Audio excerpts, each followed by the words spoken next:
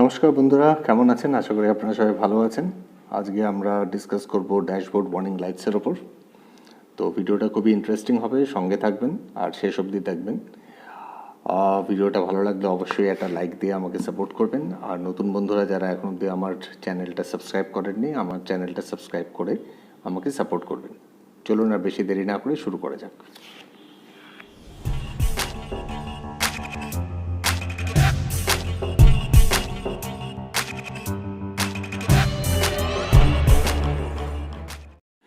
তো dashboard warning lights basically আমাদের যে গাড়ির যে ওডোমিটার থাকে বা স্পিডোমিটার থাকে তার মধ্যে থাকে। যখন আপনি ইঞ্জিনটাকে অন করছেন, যখন আপনি ইগনিশনটাকে অন করছেন, তখন এই লাইটসগুলো ফ্ল্যাশ করে বা অ্যাক্টিভেট হয়। কিছু কিছু লাইটস আছে, কিছু কিছু ইন্ডিকেটার্স আছে যেগুলো আপনার কনস্ট্যান্ট থেকে যায়, আর কিছু কিছু ইন্ডিকেটার্স আছে যেগুলো যে আপনি ইঞ্জিনটাকে ক্র্যাঙ্ক করবেন বা অন করবেন বা ইগনাইট করবেন তখন ওগুলা ভিজিবল হয়। তারপর ইঞ্জিন যে শুরু হয়ে যায় তখন সেগুলো ডিসঅ্যাপিয়ার হয়ে যায় বা ওগুলো নিভে যায়। এবার প্রবলেমটা হচ্ছে কিছু কিছু লাইটস যেগুলো নিভে যাওয়ার কথা ইঞ্জিন ক্র্যাঙ্ক করার পর, সেগুলো কিন্তু যদি অন থেকে যায় এবং তাদের কালার যদি লাল থাকে তাহলে কিন্তু একটা সিরিয়াস ব্যাপার। সেক্ষেত্রে কিন্তু গাড়িটাকে আপনাকে কোথাও একটা নির্দিষ্ট জায়গায় দাঁড় করাতে হবে, দাঁড় করিয়ে গাড়িটাকে সুইচ অফ করতে হবে, সুইচ অফ করে আবার সুইচ অন করতে হবে বা ইগনিশন অন করতে হবে।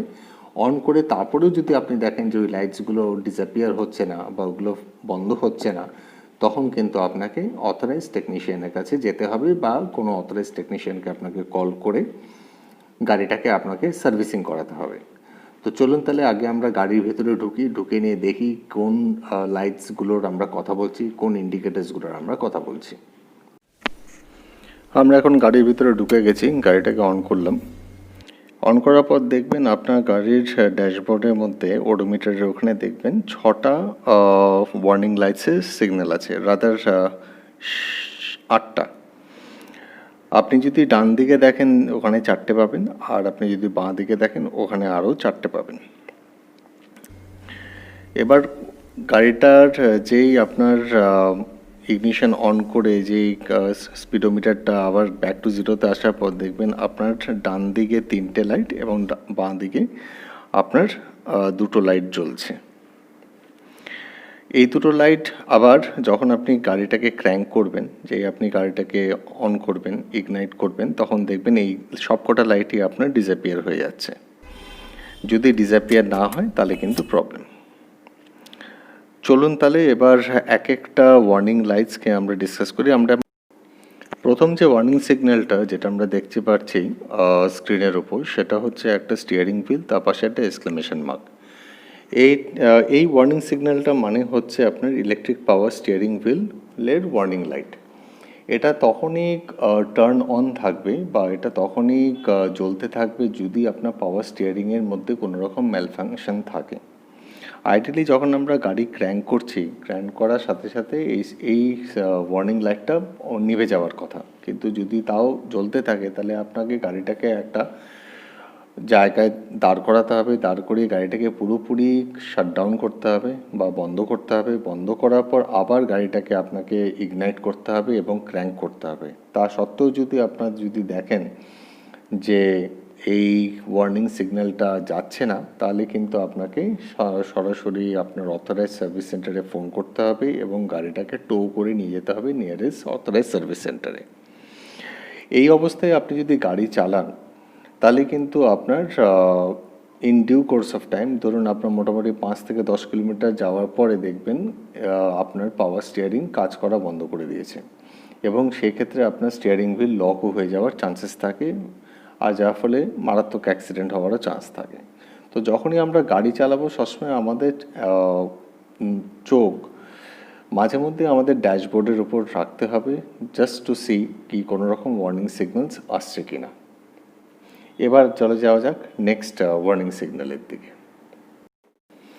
আমরা এখন যে ওয়ার্নিং সিগন্যালটা দেখছি সেটার নাম হচ্ছে engine coolant high temperature indicator. তার মানে হচ্ছে আমাদের গাড়ির মধ্যে যে কুলেন্ট থাকে সেই কুলেন্টের লেভেল যদি কমে যায় রিজার্ভারেতে, তাহলে এই ওয়ার্নিং সিগন্যালটা আসে।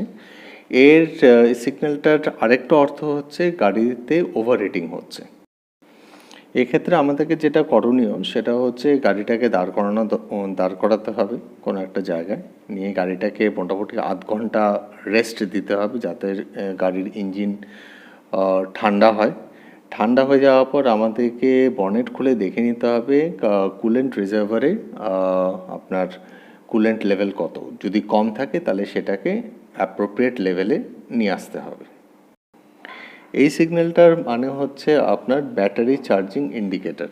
তার মানে হচ্ছে গাড়িতে ব্যাটারি চার্জিং ঠিকঠাক হয়তো নেই, বা ব্যাটারিটা হয়তো আন্ডার চার্জ, সেই ব্যাটারিতে হয়তো চার্জিংটা ঠিকঠাক হচ্ছে না, বা ব্যাটারির মধ্যে কোনো রকম ফল্ট হচ্ছে। আইডিয়ালি কী হয়, গাড়ি যখন আমরা চালাই তখন আইডিয়ালি গাড়ির ব্যাটারিও সাথে সাথে চার্জড হতে থাকে। কিন্তু যদি এই সিগন্যালটা বারে বারে আসতে থাকে তার মানে হচ্ছে গাড়ির ব্যাটারি হয় নষ্ট হয়ে গেছে, বা গাড়ির ব্যাটারিতে কোনো কারণের জন্যে ঠিকঠাক চার্জিং হচ্ছে না। তো সেই ক্ষেত্রে কি করতে হবে, আমাদেরকে ব্যাটারিটা চেঞ্জ করাটা খুবই দরকার। কারণ ব্যাটারিটা যদি আমরা চেঞ্জ না করি, গাড়ি যদি আমরা থামিয়ে দিই, থামানোর পর তাহলে কিন্তু গাড়ি আর স্টার্ট করা যাবে না। তো গাড়ি যখন আমরা স্টার্ট করি ইনিশিয়ালি ব্যাটারি বা ইলেকট্রিসিটির দরকার পড়ে টু মেক দ্যাট ক্র্যাঙ্ক করার জন্য আমাদেরকে একটা স্পার্কের দরকার পড়ে, যেটা জেনারেট করে ব্যাটারির থেকে। আর তাছাড়া গাড়ির আপনার ইলেকট্রিক্যাল পার্টস যেমন লাইটস বলুন, হেডলাইট, ফগ লাইটস, ভেতরের যে লাইটসগুলো সেগুলোও কিন্তু ব্যাটারির মাধ্যমেই জ্বলে।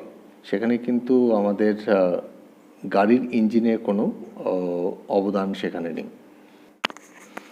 এই সিগন্যালটার নাম হচ্ছে লো ইঞ্জিন অয়েল প্রেশার। এই সিম্বলটা তখনই টার্ন অন হয় যখন আমরা ইগনিশনটাকে অন করছি। অন করার পর ওটা আবার সাথে সাথে অফ হয়ে যায় যখন আমরা গাড়ি স্টার্ট হচ্ছে। এবার সেটা অফ হয়ে যায় তখনই যদি গাড়ির অয়েল প্রেশার ঠিকঠাক থাকে।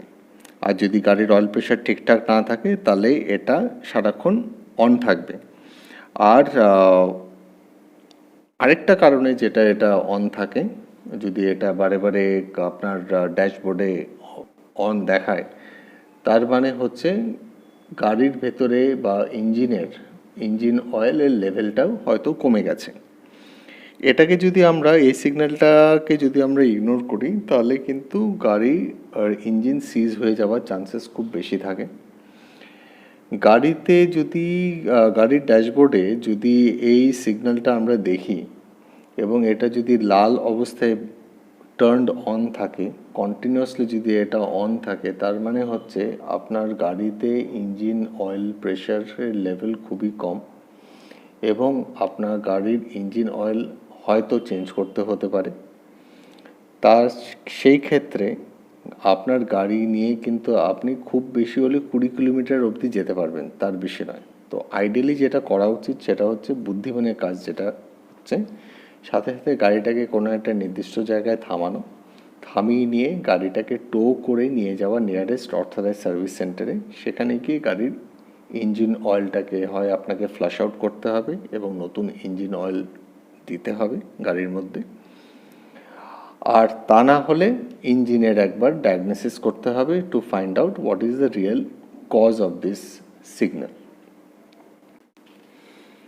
আমরা স্ক্রিনের উপর যে সিগন্যালটা দেখছি সেই সিগন্যালটার নাম হচ্ছে parking brake cum low brake fluid warning light. এই ওয়ার্নিং সিগন্যালটা অনেক কিছু বোঝায়। প্রথমত এটা যেটা বোঝায় সেটা হচ্ছে আমাদের যদি পার্কিং ব্রেকটা এনগেজ থাকে তাহলে এই সিগন্যালটা দেবে। আইডিয়ালি পার্কিং ব্রেকটাকে আনএনগেজ করলে বা রিলিজ করে দিলে এই সিগন্যালটা চলে যাবে। যদি এই সিগন্যালটা তাতেও না যায় তাহলে আমাদেরকে ধরে নিতে হবে যে আমাদের যে গাড়িতে যে ব্রেক ফ্লুইডটা আছে সেটার হয়তো লেভেলটা কমে গেছে, সেই জন্য এই ওয়ার্নিং সিগন্যালটা দিচ্ছে।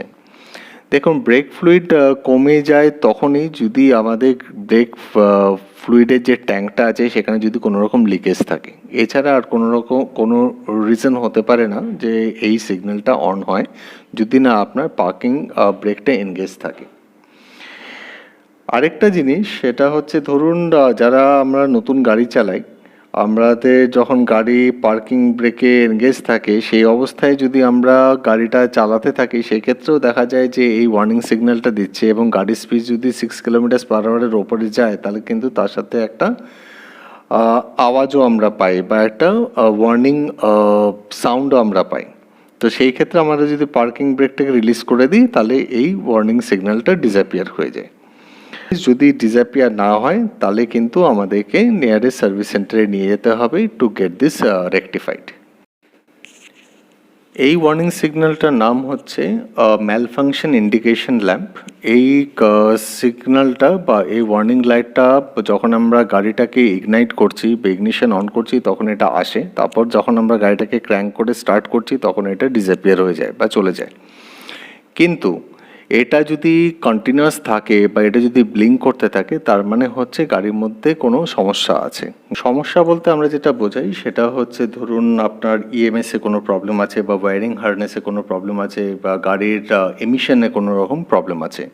তো সেই ক্ষেত্রে আমাদেরকে যেটা করণীয় সেটা হচ্ছে আমাদেরকে এটাকে নিয়ারেস্ট সার্ভিস স্টেশনে নিয়ে যেতে হবে এবং এটা থরলি চেক আপ করাতে হবে গাড়ির ইঞ্জিনে কোথায় সমস্যা হচ্ছে। তো বন্ধুরা, কেমন লাগলো ভিডিওটা? আশা করি আপনাদের ভালো লেগেছে। যদি ভালো লেগে থাকে অবশ্যই একটা লাইক দেবেন, আর যদি আমার চ্যানেলটা এখন অবধি সাবস্ক্রাইব না করে থাকেন অবশ্যই সাবস্ক্রাইব করে আমাকে সাপোর্ট করবেন।